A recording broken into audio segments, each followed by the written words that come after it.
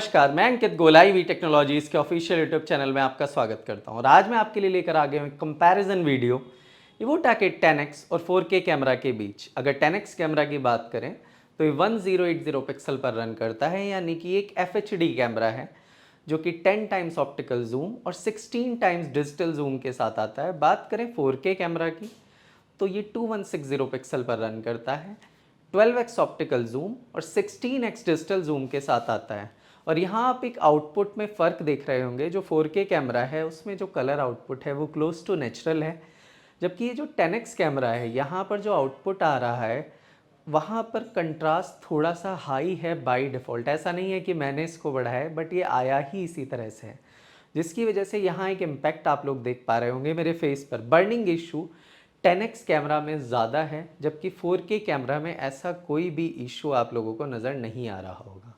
अब देखते हैं क्या दोनों कैमरा की सेटिंग्स सिमिलर हैं।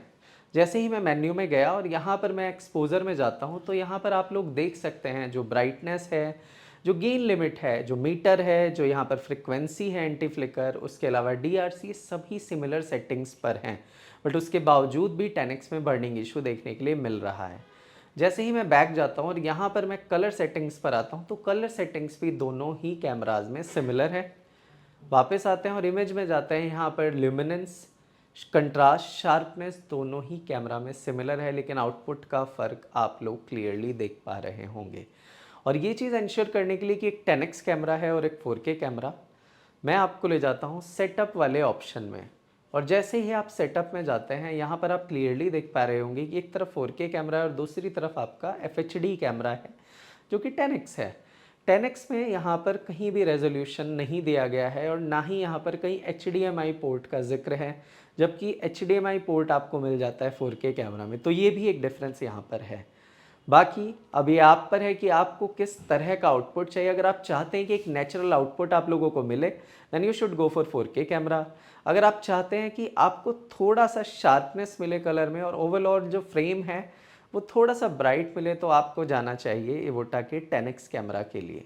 और हाँ, एक और चीज़ जो प्रैक्टिकल तौर पर मैंने नोटिस करी है, वैसे तो दोनों ही कैमरा से आप लाइव स्ट्रीमिंग कर सकते हैं, लेकिन अगर आप लंबे टाइम के लिए लाइव स्ट्रीमिंग प्लान कर रहे हैं तो आपको जाना चाहिए 4K कैमरा के साथ, क्योंकि 10x कैमरा में अगर आप 1 to 2 आवर्स से ऊपर की कोई भी लाइव स्ट्रीमिंग करते हैं तो यहाँ कैमरा में आपको एक लैग देखने के लिए मिलता है।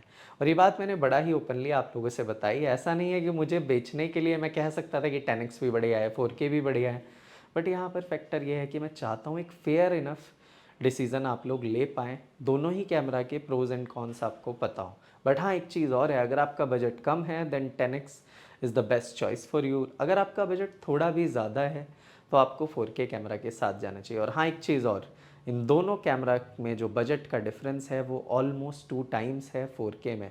अगर आप 10x कैमरा लेंगे आपको 30 से 35 हज़ार के बीच मिल जाएगा, 4K कैमरा लेंगे तो 65,000 से 70,000 के बीच आपको मिल जाएगा, यानी डिफरेंस भी ऑलमोस्ट डबल का यहाँ पर देखने के लिए मिल जाता है।